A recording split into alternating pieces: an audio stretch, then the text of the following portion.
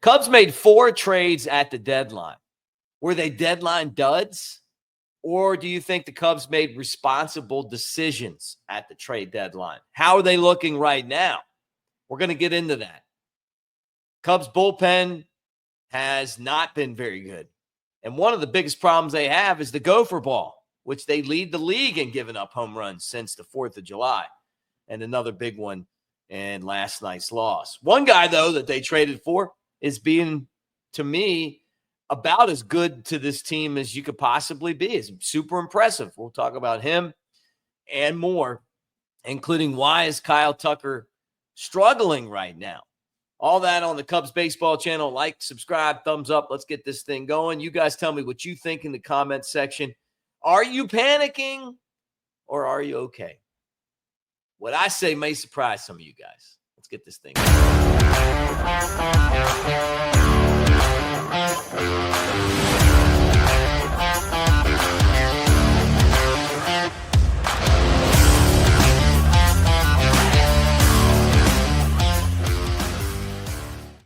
What do you say, everybody? Mick Gillespie, Cubs baseball channel. Not real happy about what's going on right now with our team. Not happy at all.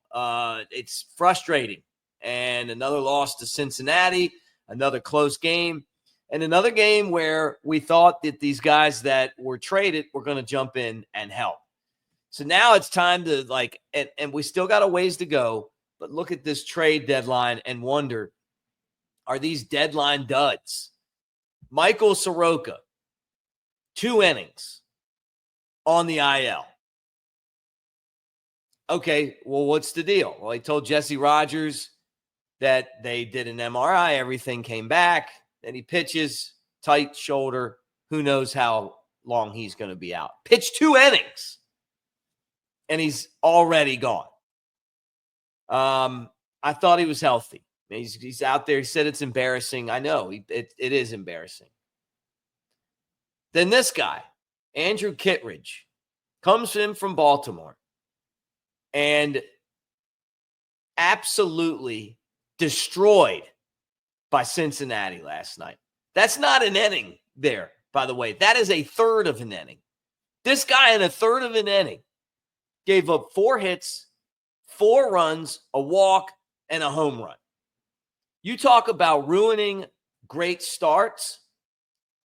I was disappointed in the way that they blew the game that Boyd pitched on Rhino Day Saturday.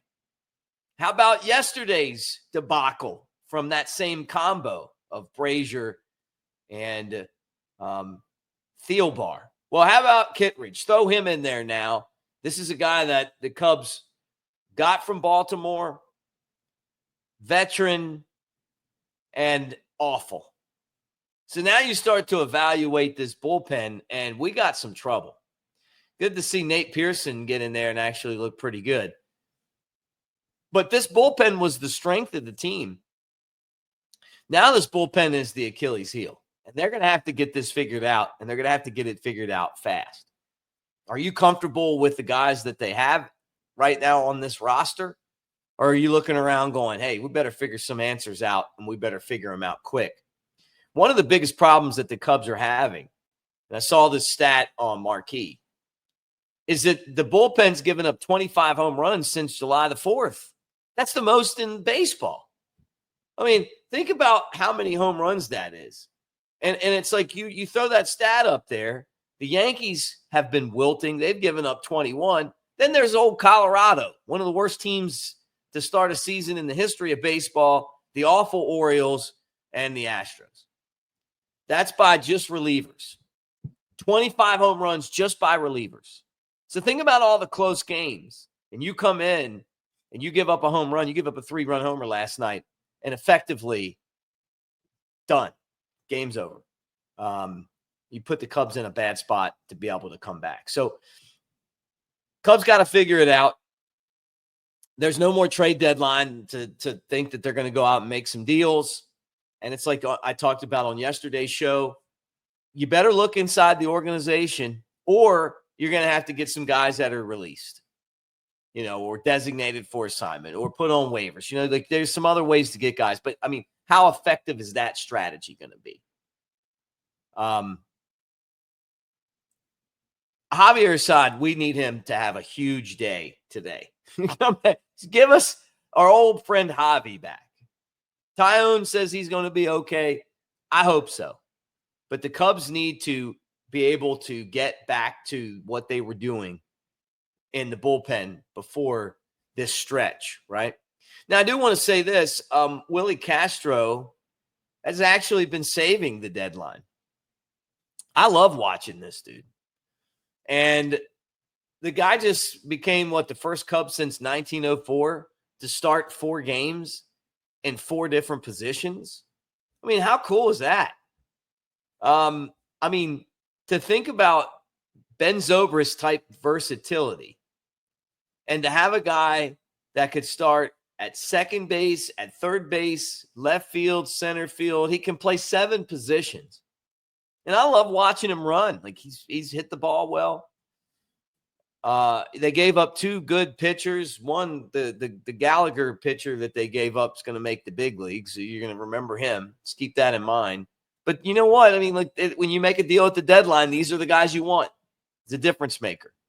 And there's a reason why so many teams were after him, because he just made the Cubs bench a whole lot better. Cubs are now 4 games back of Milwaukee. And you're wondering, is it time to panic? And the answer to that is no. No, we're in August. It's not time to panic. I know the Brewers are 44-16 or something over this stretch. Cubs need to figure out the things that they need to do to win, because it goes from a marathon to a sprint. And it doesn't matter if you win the division or not anymore. Look, the teams that win the division have had a worse record than the teams that make it in the wild card. It's who's hot at the end now. I mean, look, it helps when you win the division. Don't get me wrong. And I'm not saying I don't want the Cubs to win the division. But what I'm saying is they can't worry about winning the division until they figure out how to get this bullpen right. They got to figure out this too. What's going on with Kyle Tucker? He jammed his finger diving into second base on June the 1st. Left the game on June the 3rd. And I'm wondering, left the game, jammed his finger, left the game. And I'm wondering if this is affecting what he's doing. He had a negative X-ray on that jammed finger. He came back, and he just hasn't been the same guy.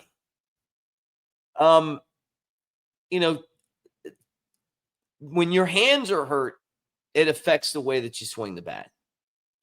And I wonder if that's what the case here. But you look at his production since June, and it's not good.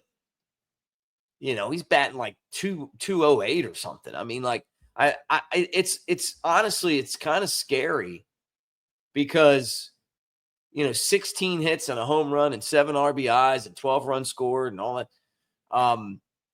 Just the period that I was doing the statistics from is not what he's all about. He's a star player.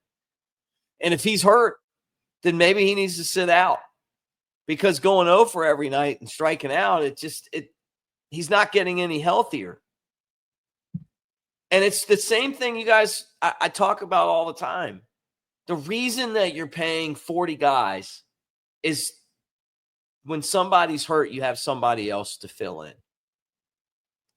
And if Tucker needs to go on the IL, bring in Owen Casey. Let Owen Casey go out there. Let him take his 0 for 4s. At least he'll be getting experience while Tucker's getting healthy. But something's not right with Tucker. And he's the best player on the team, even better than Pete Crow Armstrong. And the Cubs need him.